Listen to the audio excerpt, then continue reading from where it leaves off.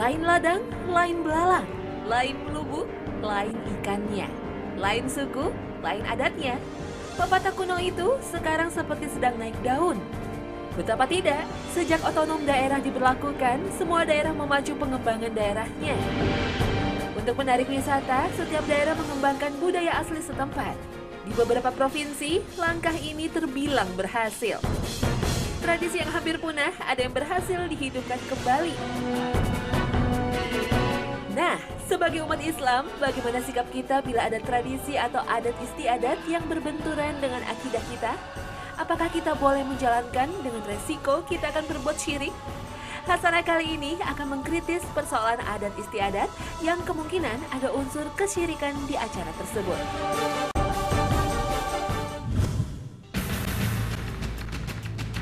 Budaya atau kebudayaan berasal dari bahasa Sanskerta yaitu budaya. Budaya merupakan bentuk jamak dari budi, budi atau akal, yang berarti hal-hal berkaitan dengan budi dan akal manusia. Dalam bahasa Inggris, kebudayaan disebut culture. Berasal dari kata Latin colore, yaitu mengolah atau mengerjakan. Bisa juga diartikan mengolah tanah atau bertani. Dalam Islam, istilah budaya ini disebut dengan adab. Islam telah menggariskan adab-adab Islami yang mengatur etika dan norma-norma pemeluknya. Adab-adab Islami ini meliputi seluruh aspek kehidupan manusia. Tuntunannya turun langsung dari Allah melalui wahyu kepada Rasul-Nya.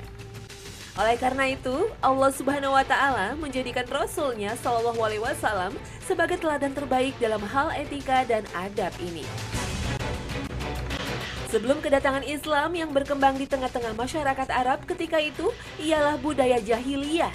Di antara budaya jahiliyah yang dilarang oleh Islam, diantaranya tatayur atau percaya pada sesuatu yang bisa membuat sial. Dinul Islam sangat menitik beratkan pengarahan para pemeluknya untuk menuju prinsip kemanusiaan yang universal. Umat Islam harus menoreh sejarah yang mulia dan memecah tradisi dan budaya yang membelenggu manusia, serta mengambil intisari dari peradaban dunia modern untuk kemaslahatan masyarakat Islami. Allah berfirman dalam surat Ali Imran, "Katakanlah kami beriman kepada Allah dan kepada apa yang diturunkan kepada kami dan yang diturunkan kepada Ibrahim, Ismail, Ishak, Yakub, dan anak-anaknya, dan apa yang diberikan kepada Musa, Isa, dan para nabi dari Rob mereka. Kami tidak membeda-bedakan seorang pun di antara mereka dan hanya kepadanya lah kami menyerahkan diri. Barang siapa mencari agama selain dari agama Islam, maka sekali-kali tidaklah akan diterima agama itu daripadanya. Dan dia di akhirat termasuk orang-orang yang rugi." Di zaman ini proses penetrasi budaya merupakan suatu hal yang tak bisa dihindari. Karena kehidupan manusia yang saling berhubungan satu sama lain. Interaksi sosial manusia menyebabkan terjadinya proses penetrasi budaya ini. Yang dimaksud dengan penetrasi kebudayaan ialah masuknya pengaruh suatu kebudayaan ke dalam kebudayaan lainnya. Penetrasi budaya dapat terjadi dengan cara damai, yaitu masuknya sebuah kebudayaan dengan jalan damai. Misalnya, masuknya pengaruh kebudayaan Hindu ke Indonesia. Penerimaan kedua macam kebudayaan tersebut tidak mengakibatkan konflik, tetapi memperkaya khasanah budaya masyarakat setempat. Pengaruh kedua kebudayaan ini pun tidak mengakibatkan hilangnya unsur-unsur asli budaya masyarakat. Penyebaran kebudayaan secara damai akan menghasilkan akulturasi, asimilasi, atau sintesis. Akulturasi ialah bersatunya dua kebudayaan sehingga membentuk kebudayaan baru tanpa menghilangkan unsur kebudayaan asli. Contohnya, bentuk bangunan Candi Borobudur yang merupakan perpaduan antara kebudayaan asli Indonesia dengan India. Sedangkan asimilasi adalah bercampurnya dua budaya hingga membentuk budaya baru. Sintesis yaitu bercampurnya dua kebudayaan yang berakibat pada terbentuknya sebuah kebudayaan baru yang sangat berbeda dengan kebudayaan asli. Semua proses tersebut terjadi dalam proses penyebaran Islam di Indonesia. Sesudah tersebarnya agama Islam di Nusantara, pengaruh-pengaruh kebudayaan yang telah berasimilasi itu masih tersisa dan dipertahankan hingga sekarang. Karena itu, unsur-unsur budaya India ada di sebagian ritual keagamaan yang dilakukan oleh sebagian orang Islam. Kebudayaan Indonesia walau beraneka ragam pada dasarnya terbentuk dan dipengaruhi oleh kebudayaan besar lainnya. seperti kebudayaan Tionghoa dan kebudayaan India. Kebudayaan asing itu masuk dari penyebaran agama Hindu dan Buddha di Nusantara jauh sebelum Indonesia terbentuk. Kerajaan-kerajaan yang bernafaskan agama Hindu dan Buddha sempat mendominasi Nusantara pada abad ke-5 Masehi, ditandai dengan berdirinya kerajaan tertua di Nusantara, yakni Kerajaan Kutai, sampai pada penghujung abad ke-15 Masehi. Kebudayaan Tionghoa masuk dan mempengaruhi kebudayaan Indonesia lewat interaksi perdagangan yang intensif antara pedagang-pedagang Tionghoa dan Nusantara era Kerajaan Sriwijaya.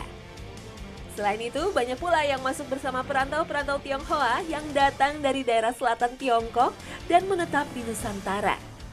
Mereka menetap dan menikah dengan penduduk lokal hingga akhirnya menghasilkan perpaduan kebudayaan Tionghoa dan lokal yang unik. Kebudayaan seperti inilah yang kemudian menjadi salah satu akar kebudayaan lokal modern di Indonesia. Misalnya kebudayaan Jawa dan Betawi. Adapun adab-adab Islam masuk ke Indonesia seiring dengan perkembangannya di Nusantara yang dibawa oleh dai-dai dari Timur Tengah dan Asia Selatan.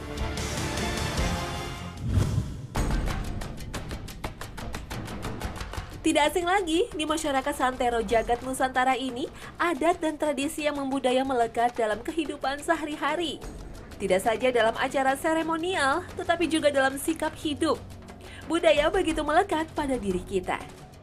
Hampir semua orang, baik secara sadar atau tanpa sadar, menjalankan kebiasaan sebagai perwujudan pemberian penghormatan terhadap adat istiadat, tradisi, dan budaya yang diwarisi secara turun-temurun dari generasi ke generasi. Beberapa pihak juga semakin sering membuat upacara adat dengan dalih untuk melestarikan budaya bangsa, serta motif ekonomi sebagai objek wisata. Jujur harus kita akui, adat istiadat dan budaya yang dianggap sebagai tradisi telah mendarah daging di dalam kehidupan sebagian masyarakat negeri ini. Adat istiadat dan budaya tak lain merupakan warisan nenek moyang kita. Sebagian adat malahan peninggalan moyang kita yang masih primitif dengan animisme dan dinamisme. Sebagian lagi adat kita warisan dari agama para leluhur sebelum datangnya Islam yang membawa agama tauhid. Sebelum Islam masuk ke tanah air Indonesia, agama lain sudah lebih dulu berkembang. Bahkan agama terdahulu itu sangat kuat mempengaruhi tradisi dan gaya hidup masyarakat Indonesia. Maka ketika Islam masuk ke Indonesia, para pembawa dakwah tidak serta-merta menghilangkan adat yang sudah ada. Bahkan banyak penyebar Islam yang justru menyatukan agama Islam dengan tradisi agama terdahulu. Tujuannya praktis saja, agar Islam mudah diterima masyarakat tanpa melalui benturan budaya. Tentu saja para pendakwah ingin Islam segera menyebar. Taktik menyatukan Islam dengan budaya lokal benar-benar berhasil. Islam diterima hampir di seluruh Indonesia. Para penyebar Islam yang di Jawa dikenal dengan Wali Songo bahkan mencangkokkan budaya dengan Islam, membumikan Islam dengan tradisi. Hampir semua budaya dan adat diislamkan. Maksudnya, budaya tersebut ditambah-tambahi dengan sesuatu yang sesuai dengan Islam. Bahkan wayang pun dipakai sebagai media untuk berdakwah. Dan alhamdulillah, cara tersebut berhasil merebut hati masyarakat Indonesia. Sedikit demi sedikit, wilayah yang dulu didominasi agama Hindu atau Buddha berangsur-angsur menjadi wilayah Muslim. Dakwah dengan akulturasi budaya itu ternyata ampuh untuk mengislamkan Indonesia. Para wali dan pendakwah yang lain tentu berharap setelah dakwah memasukkan Islam warga, maka langkah berikutnya adalah memurnikan Islam. Hanya saja, niatan itu justru tidak berhasil atau belum terlaksana. Sebaliknya, masyarakat yang awam justru menganggap budaya tersebut merupakan ajaran Islam yang asli. Islam yang nenek moyang kita kenal adalah Islam yang sangat dekat dengan budaya lokal.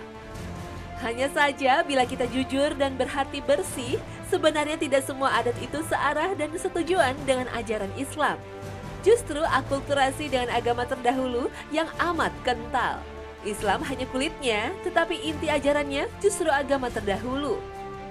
Tidak jarang, agar adat tersebut seperti tradisi Islam, maka diberi hiasan dan label Islam. Misalnya dengan memasukkan doa-doa bercirikan Islam, sehingga tanpa disadari oleh masyarakat awam, adat istiadat dan budaya yang mereka jalankan merupakan sesuatu yang tidak sesuai dan bertentangan dengan syariat Islam. Karena di dalamnya, kalau tidak mengandung kesyirikan, pasti ia mengandung sesuatu yang tidak pernah dicontohkan oleh Nabi Muhammad SAW. Tradisi, adat istiadat, dan budaya yang mengandung kesyirikan dan hal baru dalam peribadahan agama Islam dilakukan oleh kaum muslim dengan senang hati. Hal itu karena masyarakat beranggapan tradisi tersebut merupakan perintah agama atau sesuai dengan agama.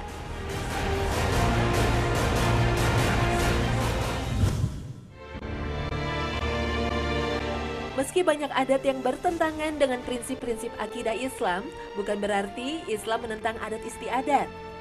Pertentangan terhadap Islam dalam sejarah justru seringkali terjadi karena sikap fanatik mempertahankan tradisi serta adat istiadat yang berlaku pada tatanan masyarakat. Bukan membela ajaran Islam, tetapi karena justru mendahulukan budaya. Sejak dulu untuk memusuhi dakwah Nabi Muhammad SAW, kaum musyrikin beralasan membela adat dan budaya.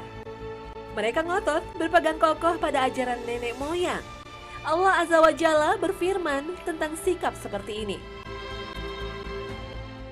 Qalu in antum illa basharum mithluna turiduna an tasudduna amma kana ya'budu abauna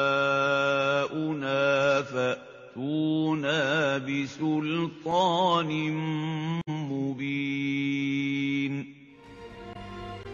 Mereka berkata, kamu tidak lain hanyalah manusia seperti kami juga. Kamu menghendaki untuk menghalang-halangi, membelokkan kami dari apa yang selalu disembah oleh nenek moyang kami. Karena itu datangkanlah kepada kami bukti yang nyata.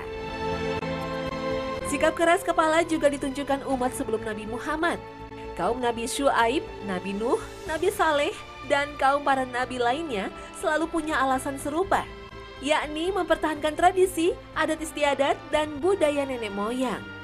Setiap kaum berkata kepada nabi yang diutus kepada mereka, apakah kamu melarang kami untuk menyembah apa yang disembah oleh bapak-bapak kami? Hal ini seperti yang dilakukan kaum Nabi Saleh alaihissalam. Tetapi kaumnya malah mengatakan, wahai Saleh, sesungguhnya kamu sebelum ini adalah seorang di antara kami yang kami harapkan. Apakah kamu melarang kami untuk menyembah apa yang disembah oleh bapak-bapak kami? Dan sesungguhnya kami betul-betul dalam keraguan yang menggelisahkan terhadap apa yang kamu serukan kepada kami. Memang tidak semua bentuk tradisi dan adat istiadat berjalan berlawanan dengan hukum-hukum Islam. Tidak seluruh tradisi dan adat istiadat yang berlaku di masyarakat kemudian ditentang dan dihapuskan oleh Islam. Namun, apapun bentuk dan cara penilaian yang ada, haruslah tunduk dan sesuai dengan syariat yang telah disampaikan Rasulullah SAW. Sekali lagi, tidak berarti bahwa Islam adalah agama yang anti tradisi. Tradisi yang bagus tetap dihormati dan umat Islam harus ikut terlibat di dalamnya. Misalnya, gotong royong, saling memberi dengan tetangga, musyawarah, silaturahmi, memuliakan tamu, menghormati orang tua, dan tradisi-tradisi yang tidak bertentangan dengan syariat, bahkan selaras dengannya, tetap dijunjung tinggi serta mendapat tempat di dalam agama ini. Hanya saja, semua itu tetap dilihat pada tujuan dan caranya. Gotong royong untuk mendukung kemungkaran misalnya, tentu saja hal ini terlarang.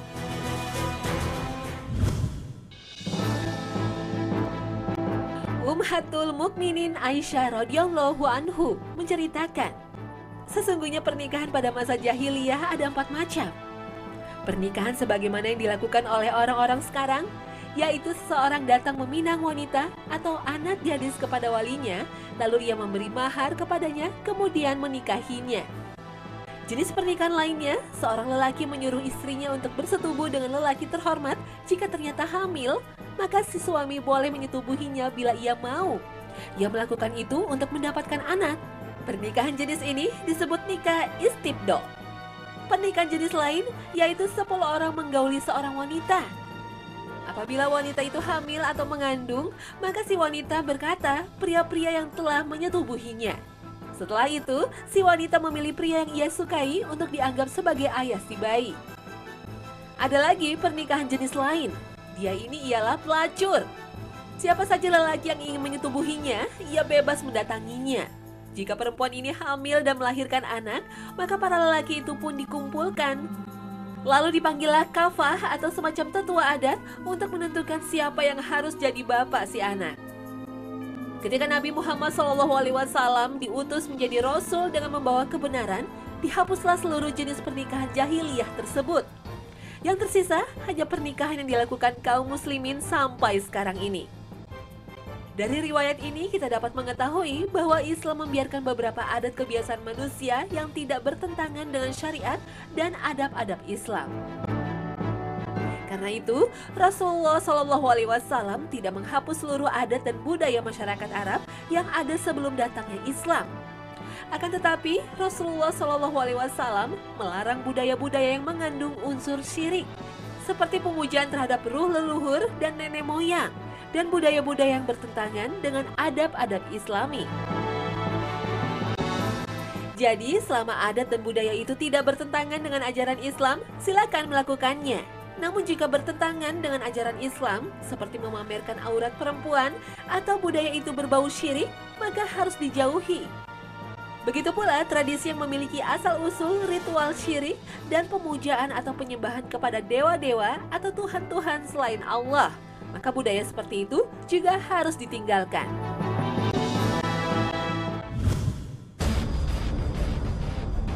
Beberapa adat istiadat kadangkala juga membuat manusia berat menanggungnya. Misalnya pernikahannya yang mestinya mudah dan murah karena harus mengikuti adat menjadi sangat mahal. Bahkan tidak jarang sering sampai menjual harta benda atau justru jatuh pada utang dengan bunga atau riba yang jelas haram. Adat yang ada unsur maksiat dan penghambur-hamburan harta dan memberatkan atas manusia tentu tidak sejalan dengan ajaran Islam. Maha benar Allah yang mengatakan, ما أنزلنا عليك القرآن لتشقى. Kami tidak menurunkan Al-Quran ini kepadamu agar kamu menjadi susah. Kita tidak boleh mendahulukan adat baru kemudian agama. Ingatlah, siapa saja yang berpaling dari pedoman dan syariat Allah dan Rasul-Nya pasti sempit dan susah kehidupannya. Allah berfirman, وَمَنْ أَعْرَضَ عَنْ ذِكْرِي فَإِنَّ لَهُ مَعِيشَةً ضَنكًا وَنَحْشُرُهُ يَوْمَ الْقِيَامَةِ أَعْمَى. Dan barang siapa yang berpaling dari peringatanku, maka sesungguhnya baginya penghidupan yang sempit, dan kami akan menghimpunkannya pada hari kiamat dalam keadaan buta.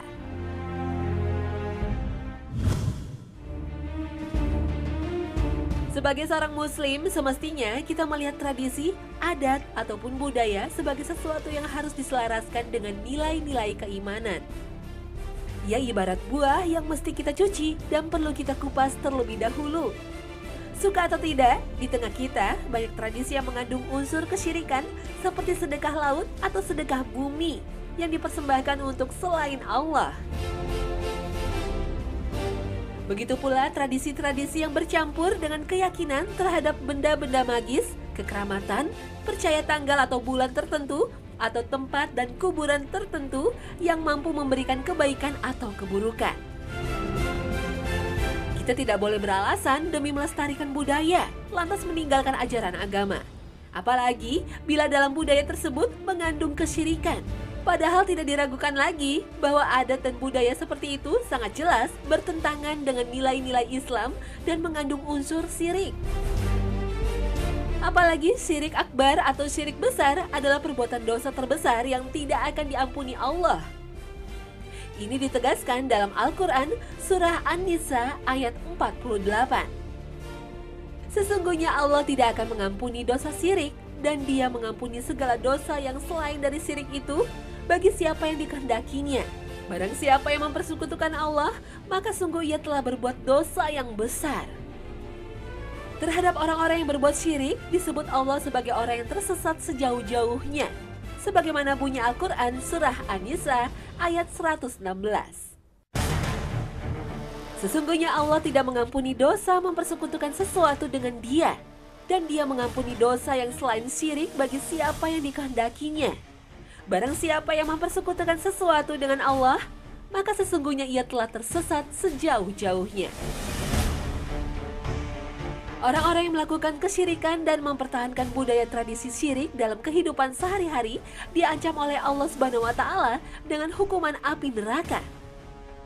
Perhatikan ayat Al-Quran Surah Al-Ma'idah ayat 72 berikut ini.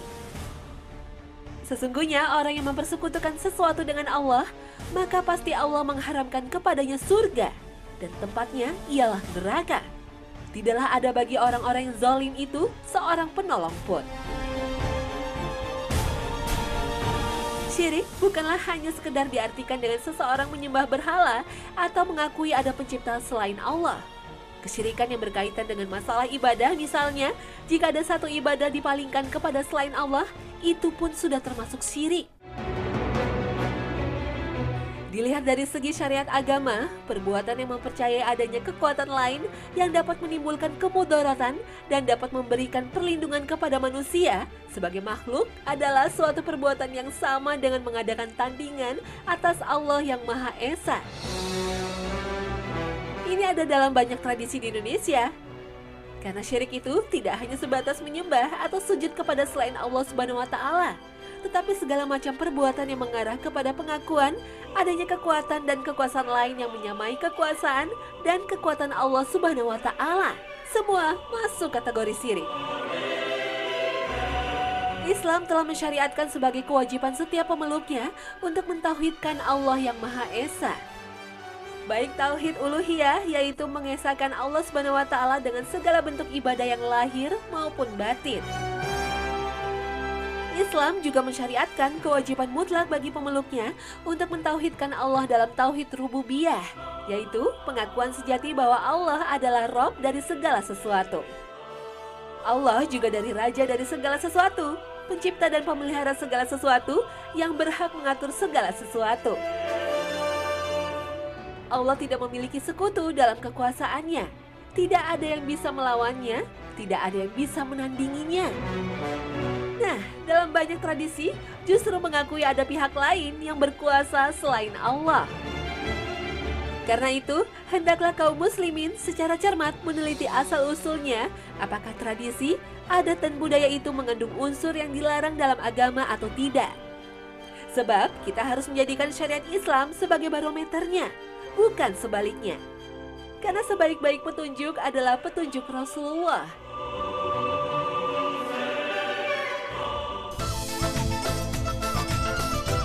Nah pemirsa setia Hasanah, berakhir sudah kebersamaan kita pagi ini.